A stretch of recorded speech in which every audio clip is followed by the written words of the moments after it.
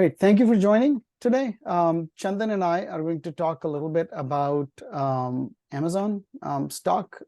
What's the value? What's the fair value today? What's the optimistic scenario? What is the non-optimistic scenario, pessimistic scenario? And happy to answer any questions you might have on that. Real quick, and again, Chandan and I both will be talking. Just a quick, actually.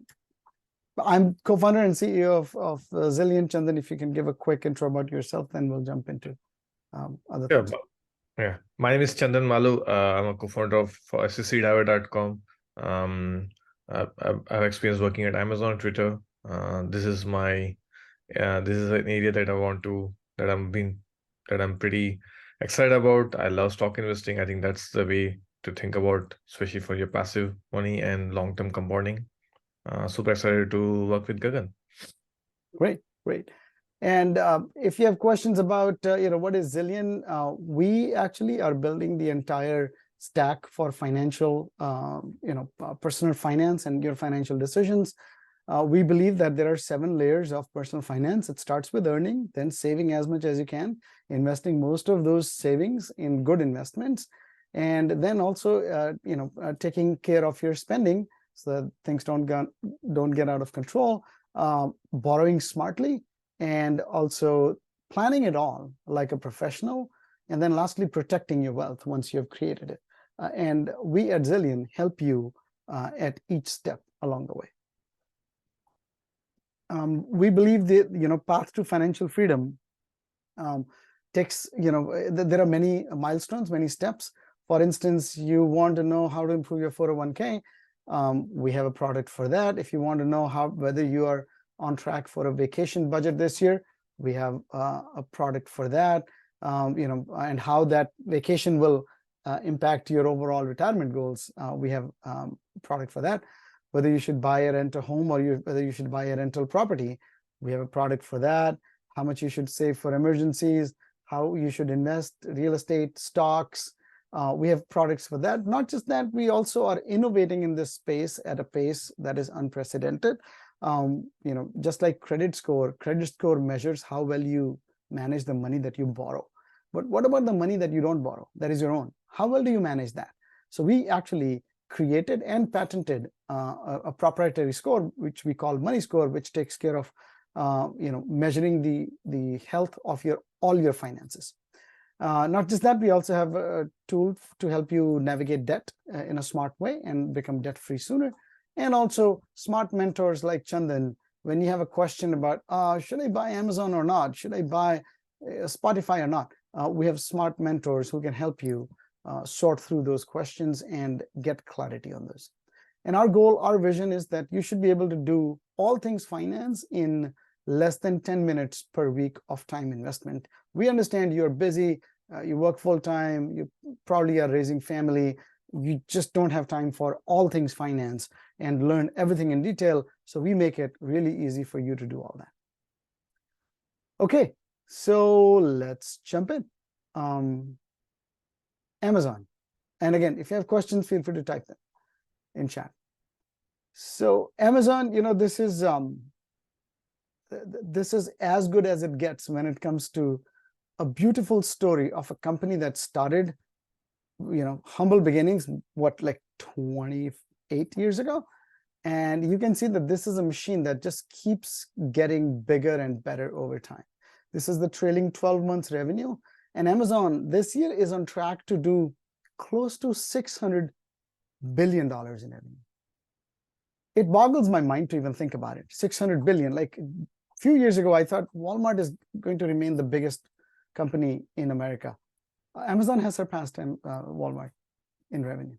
So they're a behemoth, and you can see the growth. They had scorching growth, 30s, 40s throughout the first decade and a half. And then the growth kind of declined, and then it started picking up again. And I'll talk more about it, but this is a company that kept reinventing itself. Today, about 30% of their revenue comes from actual online retail. Rest of it comes from other products that the company added later on. And you will see that in detail. So this is a really, truly remarkable story. And you can see in 2022 there was slowness in growth. It came to single digits, but then it slowly has started accelerating a little more. Price to sales. I pay a lot of attention to this metric. Amazon's price to sales, and price to sales is how much is the company worth right now. Let's say Amazon is worth $1.4 trillion, and how much is its annual revenue? Amazon's is more than 500 billion, more than half a trillion. So their overall market cap divided by the annual sales is price to sales. It's a pretty good measure of a company when you look around and compare with others. Amazon is at about 2.4, and if you look at it, retail overall, if you look at Walmart, Costco, even eBay to some extent, whether it's online or offline retailers, they actually, their price to sales is 0.5 to 1.5, maybe 2, right? The reason that Amazon is higher is because Amazon is not just a retail company, which we will discuss a little more.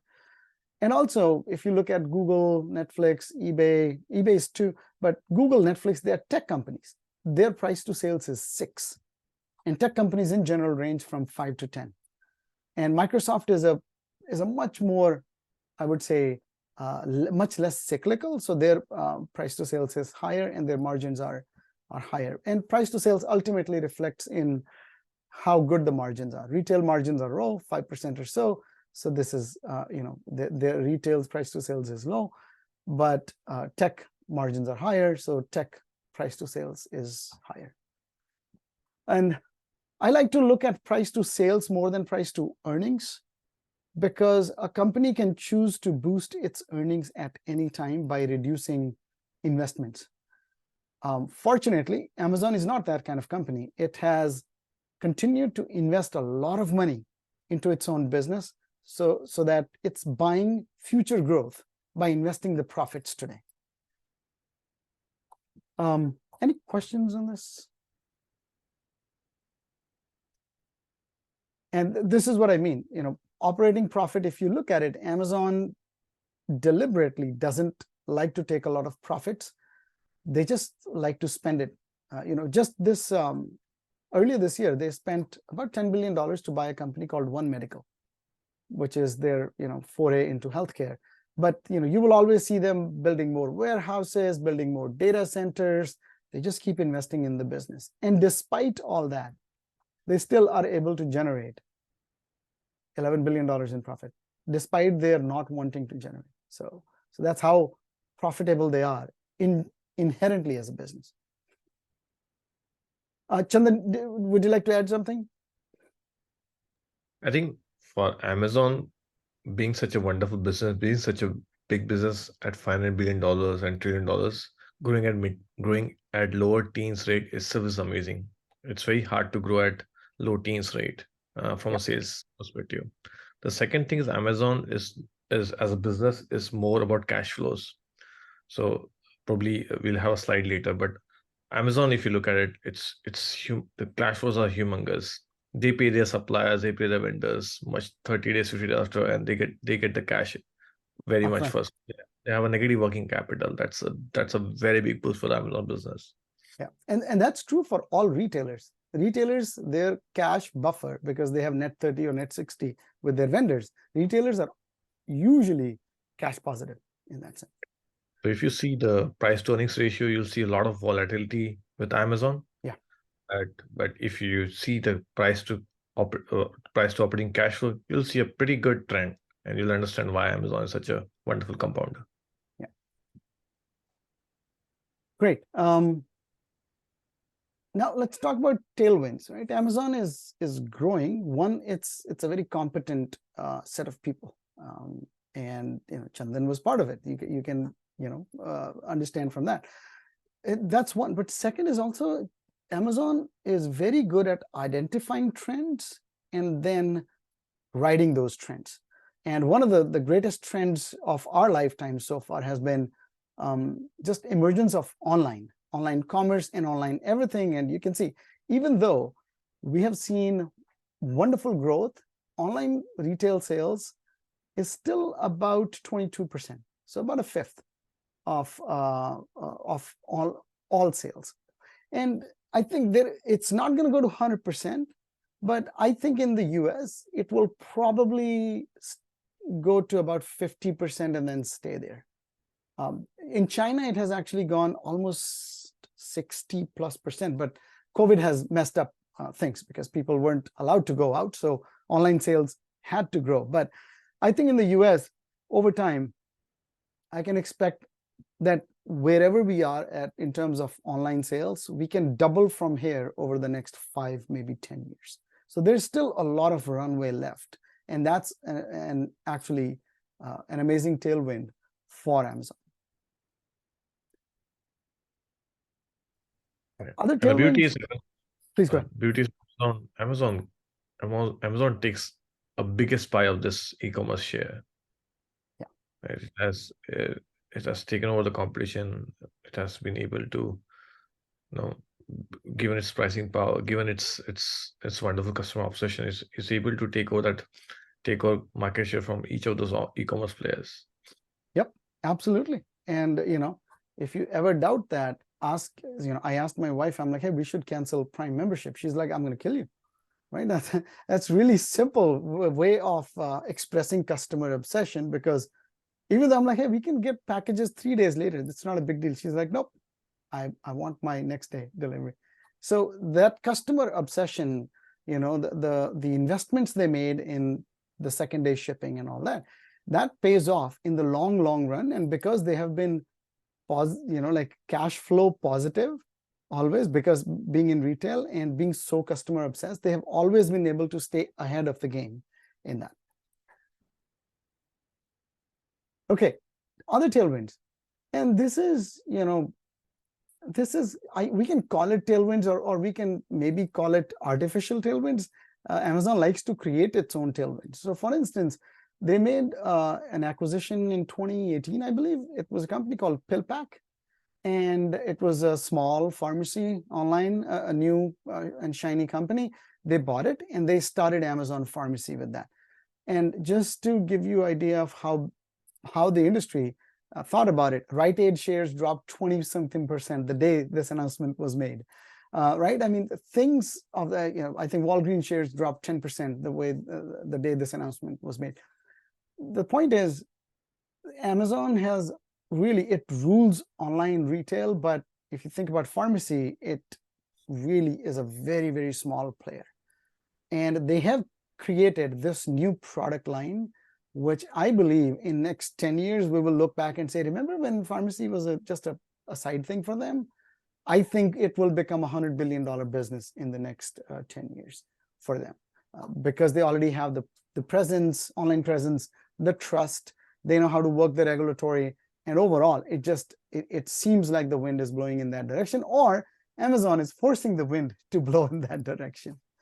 Same with healthcare. They bought One Medical, which is a San Francisco area based startup in healthcare. They are like healthcare for Gen Y and Gen Z, and they bought it for $10 billion. And now I don't know what they're going to do with it, but right now One Medical works the way it used to. But those are the two things that I think those are big bets, right? Chandan, do you have something to add? I think Amazon has a pretty wonderful history of acquiring business and making some wonderful business out of it. And that's the beauty of Amazon, and people like it. And that's why when Amazon enter a business, it's called the Amazon effect. The other competitors, their shares just go down 10%, 15%, I don't know. Yeah. It's always like that. So Amazon has a very successful track record of in merger and acquisitions, and they know when to double down and when not to. Yeah. And I think Rite Aid since then is close to bankruptcy now. I think that could be the first first casualty of that. Actually, all pharmacy companies stocks are tanked. CVS, Walgreens, everything is tanked. Yeah. And so I think these two bets, if you look at it, and I'll show another chart later, these two bets alone I think will make a huge impact. Healthcare, I'm a little bit skeptical because the regulators are not very keen. I know at one point Walmart wanted to start a bank and they wanted to start a health, clinics, and the government really didn't want it to do that. I don't know what it is, some anti-competitive thing, but we'll see. But pharmacy seems like it's a no-brainer. I think they're going to get there. Also, international, if the US has 20% online retail, the rest of the world is below, except for China. I think Europe, India, Latin America, they're all below that number. So there is still a lot more growth potential in the international markets now for Amazon.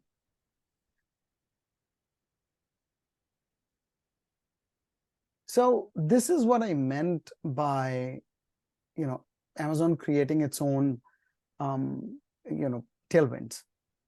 These are the product revenues broken down by each type. So this is online retail. So if we go back to 2015, online retail was about, say, 70%. Another 10% was marketplace, 10% AWS, and everything else was too small. And this is when they started reporting. So my guess is if we extrapolate it back to 2010, that's when AWS was maybe a few tens of millions of dollars, and the subscription wasn't even a thing. It started later. And you can see how each of these, and just so we have an idea, this total is $600+ billion. This alone, AWS alone, is close to $100 billion revenue run rate, and 10% growth. Now, if we look at overall, and this is marketplace. Again, marketplace has grown. You can see, and marketplace is more profitable from Amazon because they really, sometimes it's not. They don't even carry inventory. Sometimes they do. So, and then look at the ads business. $100 billion, close to $100 billion in ads. So now imagine this: we are 5 years from now, and add another $100 billion of pharma. That's what Amazon is likely to do, and you can see online retail growth is very, very small. In fact, it even declined in 2021. But the rest of the business units are just taking off, and they're not slowing down. There isn't a flat line here. So this makes me believe that Amazon has a lot of growth potential still. And the way I see it, if you compare this part, and we all say, oh yeah, Amazon is worth right now, say, $1.4 trillion. But I think this part of Amazon should be $220 billion in revenue. It should be compared with Costco and Walmart and given that multiple. This particular marketplace should be given the same multiple as eBay and Etsy. AWS should be given the same multiple as Microsoft, Oracle, maybe closer to Microsoft than Oracle. And then ads business should be given same multiple as Google and Meta, and the subscription business should be similar to Netflix. Like, that's how I'm thinking about this, that Amazon is not one company. It's one Costco plus one Google plus one Oracle plus half Microsoft plus one Netflix. That's how I think it makes sense to think of. Chandan, anything to add there? No, you summed it pretty well, Gagan. I mean, for Amazon, you need to look at sum of parts valuation and to understand each of those business and understand what those multiples look like. And that's when you can come with the right intrinsic value. Right. Okay. And the next one, there are some headwinds as well. And first is law of large numbers.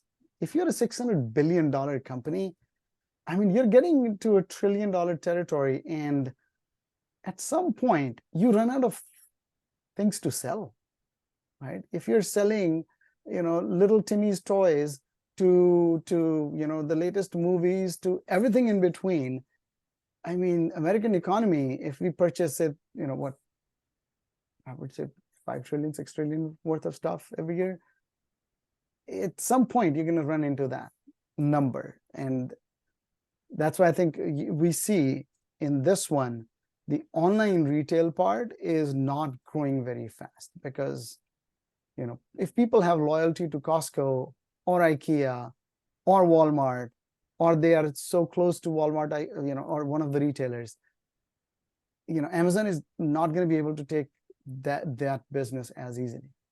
So there is definitely that headwind that you run your maximum and you're done. You get smoked up.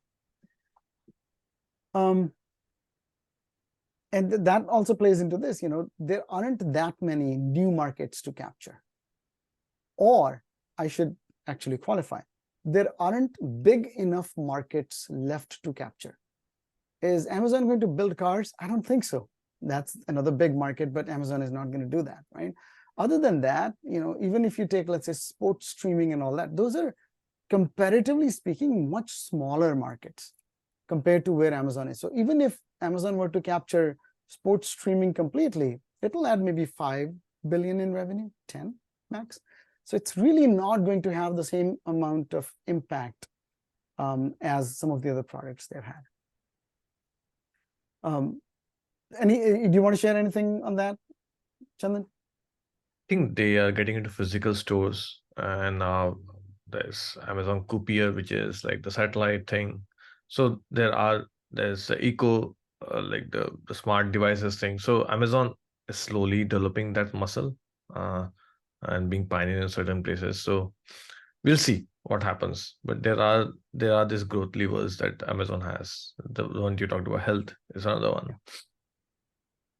But at the same time, right? You mentioned Echo. Echo actually has been shut down, right? So that's a product that actually gained a lot of momentum, but it never became the AI, truly AI-driven product. So again, Amazon has had its share of failures, and I think Echo speakers is Alexa division is completely chopped off from what I understand. So not everything Amazon touches turns to gold, but Echo was a success story until about 3-4 years ago. It is still, but yes, I mean, Amazon is not able to generate profits there. It's more of a cash, it's more of a cost to the company right now. Yeah. So they are trying to work on it. But the idea when Amazon Jeff Bezos' simplest idea is like he wants to get the mind share. He wants customers to use Amazon in various ways possible, and that's when they'll come back to Amazon in some format and lead to more sales. Yeah, and I'm glad you mentioned that. Jeff, I think this is a headwind. Jeff left Amazon, right, to pursue other things. And the way I see it is founder has the biggest impact on a company. And as long as Jeff was there, Jeff was Amazon and Amazon was Jeff. And I remember reading about Amazon launched a phone. I don't know if you remember, it was long, long ago, like 7-8 years ago, maybe 10 years ago. They launched a smartphone. That smartphone was basically a dud. Like nothing came out of it. I think they burned a few $100 million on it. But the remnants of that phone became the Echo speaker and tablets and other things. So, but when Jeff is not there, can the next CEO, the current CEO and the next CEO, will they be willing to, one, take the risks, and two, have the passion for it? And three, most importantly, have the deep understanding about the customers or not? Or they're going to be like, let's become a more profitable company. That's what happens at most companies. When founders leave, companies tend to focus on profitability.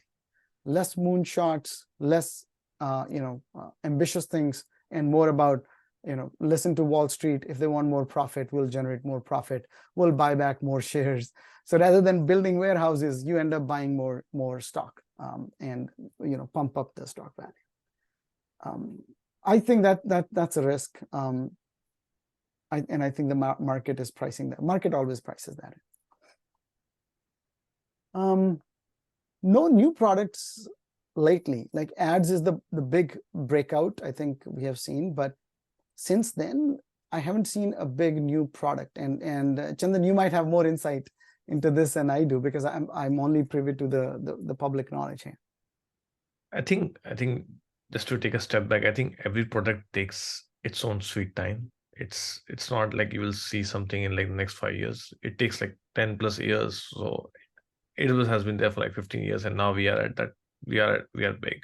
Ads has been always there, but it was small, and it has now we have reached that $20 billion quarterly run rate. So I think things are there. It's just like it's a matter of momentum and AI, robotics. Someone just alluded robotics is an area, fulfillment by Amazon. All those things are pieces that's gonna grow and compound. It's gonna be they're gonna be additive and like one thing I always read, right? It's how can you keep the customer sticky?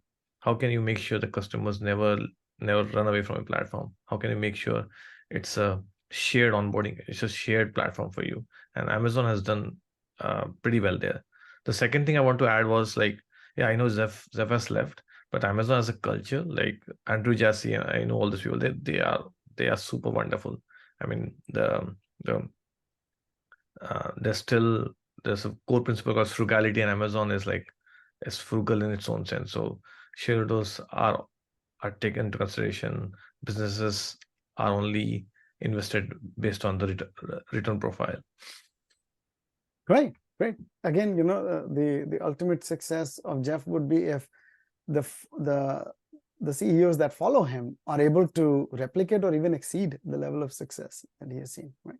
I think that'll be the ultimate thing. And again, no shade at Microsoft, but you can see when Microsoft was led by the previous CEO, what's his name? Ballmer. Steve Ballmer, right? He was a finance-driven CEO. He was CFO first, and his interests and his skill set was very different. And when Satya came along, strategically the direction changed for Microsoft for better, and the overall market value, the sales, everything reflects that. So I think if again, Andy has been with the company for the longest time, right? So I'm hoping he's just a replica of Jeff from that perspective. Another headwind, I think, is regulatory. Lina Khan is probably the most hated person within Amazon. She is I think she heads the what is it that bureau called, which is which keeps track of whether something is competitive or anti-competitive.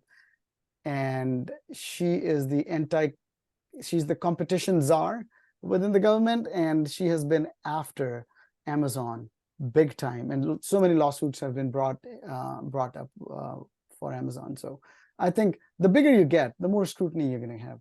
It's just part of the deal.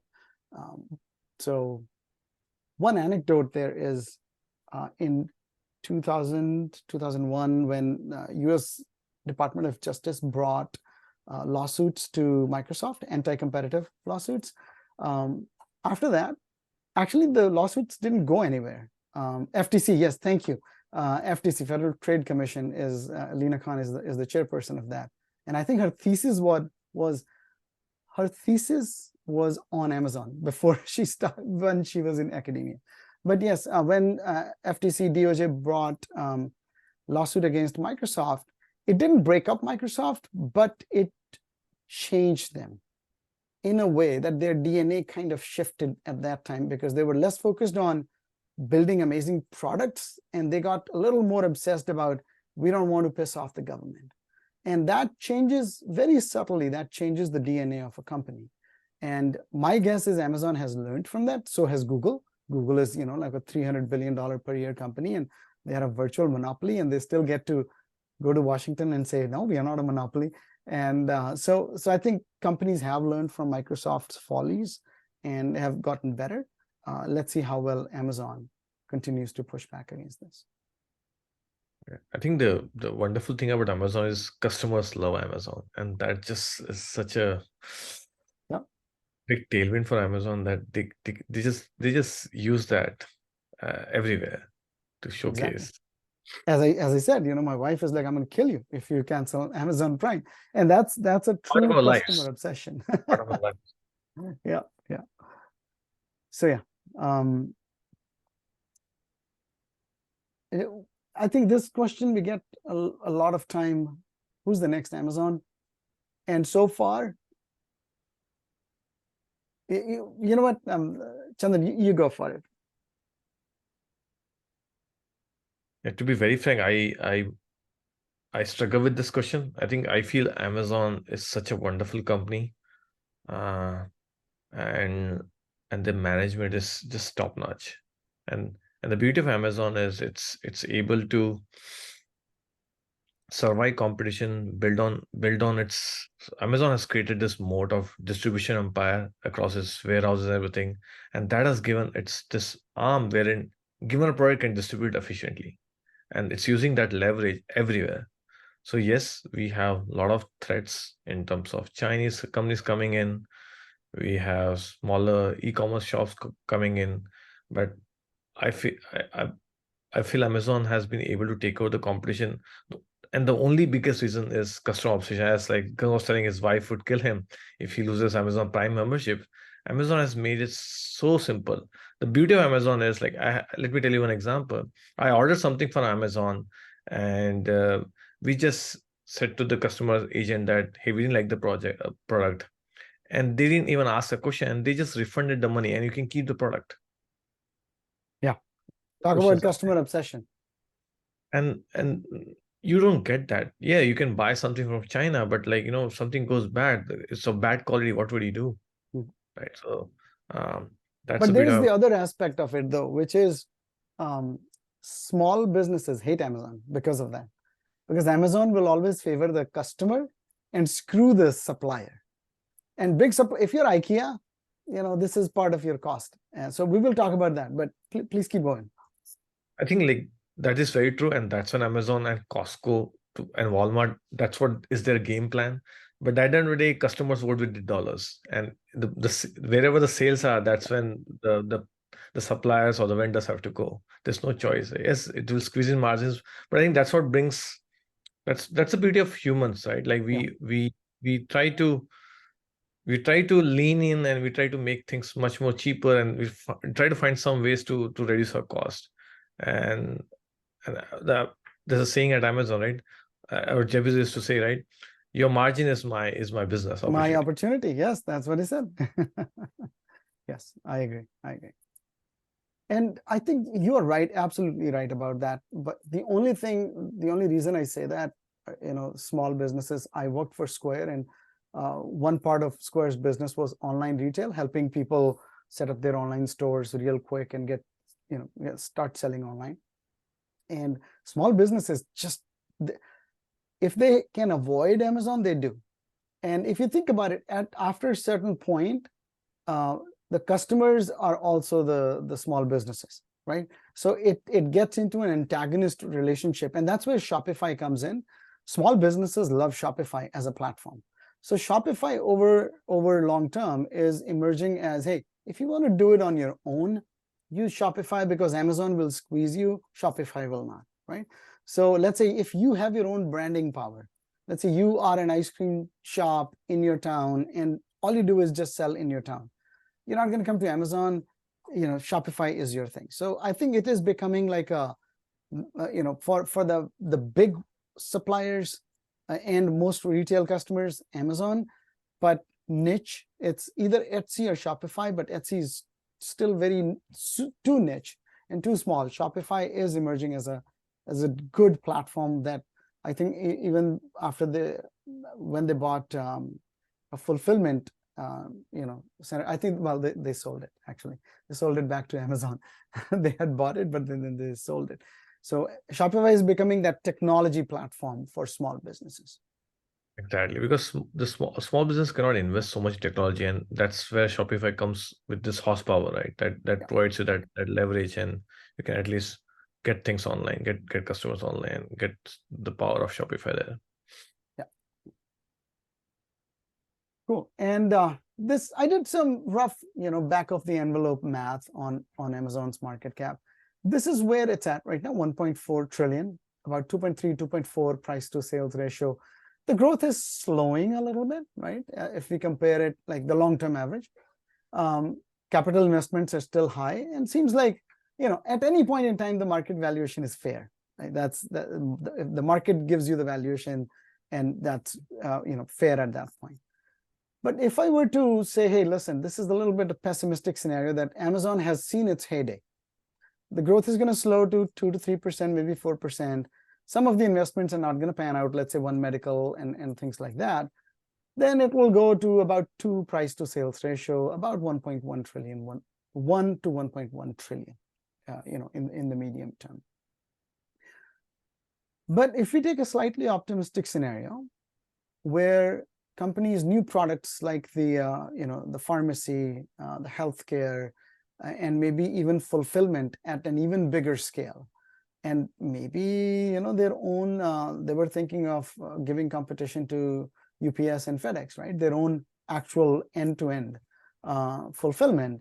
Then I can see Amazon in the next 5 years becoming a $3.5 trillion company when the new products start panning out and improved profits.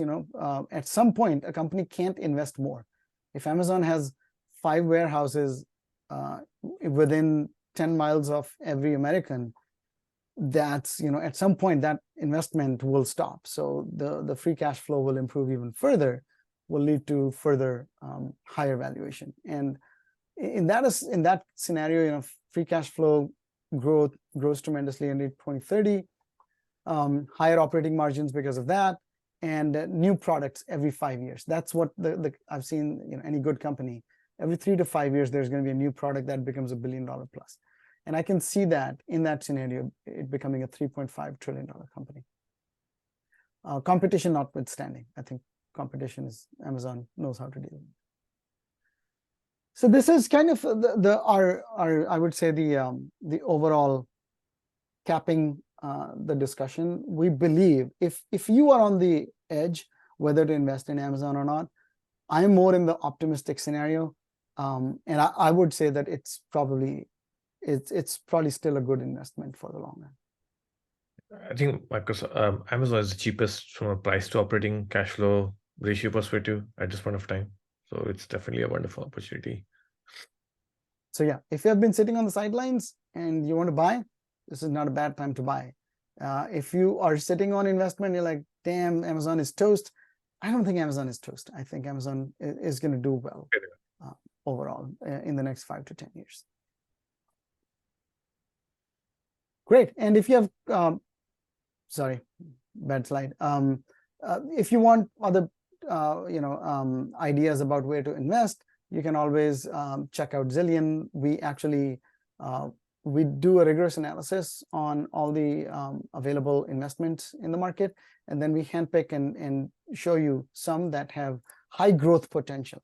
We bias towards growth. We are not going to show you utilities and those companies that are high dividend paying. We're like, hey, these are the companies that are small cap now, but they can become the next big company in the next 10 years. So feel free to check that out. And you can get 1 month free for Zillion by signing up at zillionapp.com. Happy to answer any questions you might have.